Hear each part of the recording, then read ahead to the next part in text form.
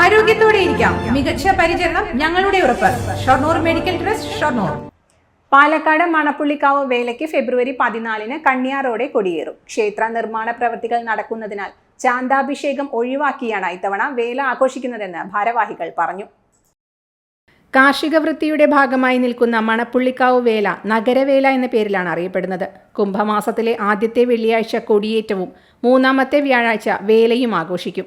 കൊടിയേറ്റത്തിന് ശേഷം സോപാന സംഗീതം, ചാക്യാർകൂത്ത്, ഡബിൾ തായമ്പക, സംഗീത നിശ, ഗാനമേള എന്നിവ അരങ്ങേറും.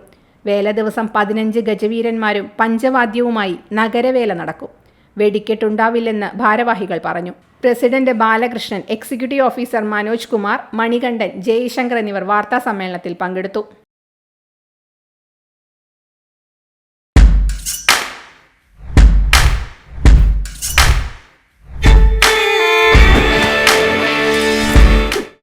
Dot view news.